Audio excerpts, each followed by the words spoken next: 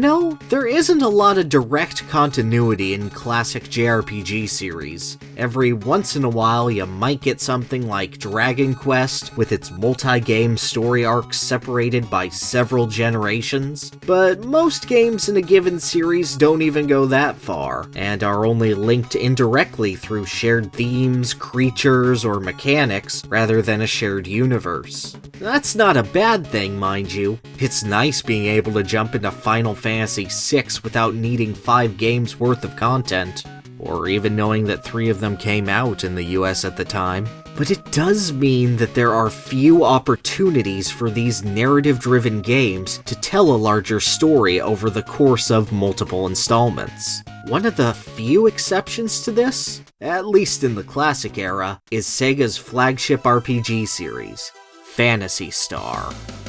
Originally created as Sega's answer to Dragon Quest... Really, they needed an answer to Dragon Quest II? Yeah, okay, alright. The original Phantasy Star stands out among its contemporaries in many ways. Between its sci-fi theming, its emphasis on story and characters, its 3D dungeons, and its gorgeous animation, there's a lot to love. It's easy to see why the games became such enduring favorites. And while each title of the series has a very different approach to its established universe, PS2 emphasizes story while PS3 experiments with a generations mechanic, a lot of the fun for long-term fans is to see how each of these stories enriches or develops the Algol system, the setting of the series. This comes to a head in Phantasy Star IV, the definitive end to the main series. PS4 is tasked with tying together every loose thread or unlinked element from previous entries, and does so with aplomb. One of the game's later dungeons, the Air Castle, acts as a microcosm of how the game pulls this off. Right from the get-go, we see that the Air Castle, instead of establishing something new, will be a mixture of elements from previous games. The setup is that the player has to overcome an obstacle pretty reminiscent of one in the first game, so they decide to seek out an item from the first game to overcome it. However, the item is snatched right in front of the party's eyes and whisked away to the Air Castle, the location of the climactic fight with the first game's big bad, Lazik. Of course, there's a pretty obvious problem with this. During Phantasy Star II, Parmigiano, the planet over which the Air Castle resides, is destroyed. Thus, the definition of what an air castle is has a new meaning. Rather than an Angel Island-esque flying fortress, the ruined castle is now adrift amidst space junk. As for the dungeon itself, it's far and away the hardest in the game.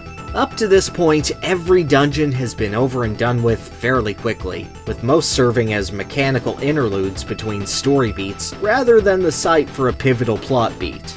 It'd be unusual if a dungeon took half an hour to clear, even including the random encounters. Air Castle? You'd be hard-pressed to finish it in double that time in a casual playthrough.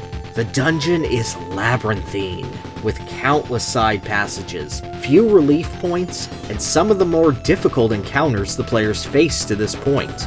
This brings the spirit of the Air Castle more in line with previous games, particularly the uncompromisingly grueling nature of Phantasy Star II's gameplay. The brisk pace of PS4 being replaced with good old dungeon crawling. Of course, it's a deliberate callback to previous games in a more literal sense too, like with the music. Take a listen.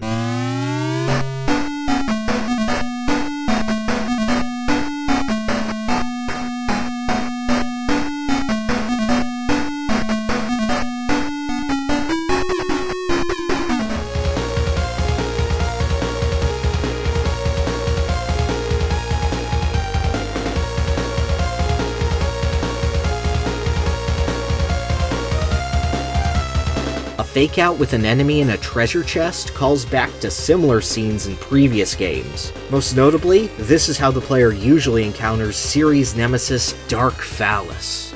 There's even a stretch in the dungeon's second half where the party goes through an exact copy of the original Air Castle's layout. Given the change in perspective between Phantasy Star and PS4's dungeon exploration, this callback is not one that a lot of players are going to pick up on, but greatly appreciated. You really are going through the old ruins of the decrepit old dungeon. But it's not just cute nods. In a lot of ways, the Air Castle is a modernization of concepts introduced in the previous games. For instance, in the original Air Castle, the player fights Lazick's Shadow as a mid-boss. While this exact fight isn't repeated, a different mini-boss occurs at the dungeon's new midpoint against Zella.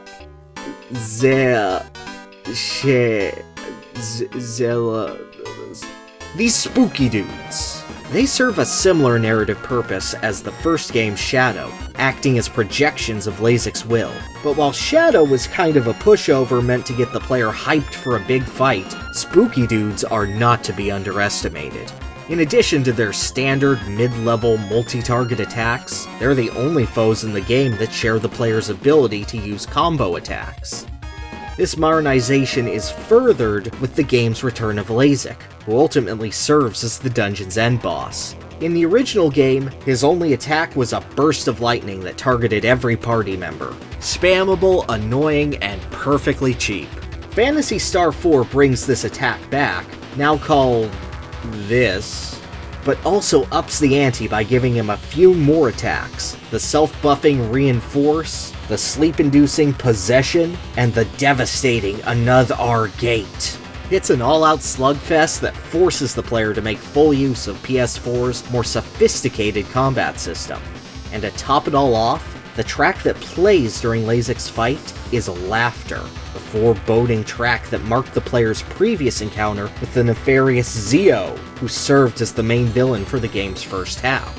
It's this music choice here that I find particularly interesting. Phantasy Star IV has multiple songs for its different boss encounters, but Laughter is only used for Zio and Lazick, drawing deliberate connections between the two characters. Now for a player, that connection's obvious. Both are megalomaniacal villains whose actions were influenced by Dark Phallus and had deep, visceral impacts on the party, while they were still relevant at least. Zio was an extremely important antagonist in the game's first half, sort of like a proto-magus, but he's all but forgotten by the time the player hits the Air Castle. Lazick takes this to the logical extreme. His vile aspirations were what drove Alice and friends in the first game, but that was 2 millennia ago. Now he's a little more than a footnote in the legacy of Alice's party. He may have been tenacious enough to crawl back from death and survive the destruction of his planet, but what's he reduced to? Petty theft of an ancient artifact to briefly inconvenience a new generation of heroes, thinking that this is sufficient revenge? Even the party themselves point out that he's pretty pathetic.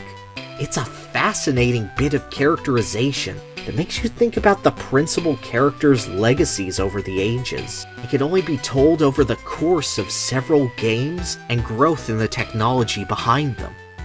It's worth noting that there was no plan from the onset of Phantasy Star to develop it into a full-blown series. Each game's story was developed separately, with the overarching saga being thought of and created as a matter of consequence. Even so, the sheer amount of attention to detail Phantasy Star IV pays to its predecessors, and its synthesis of concepts, events, and iconography makes for a final product that feels like an organic, worthwhile finale of a decade-long franchise plan.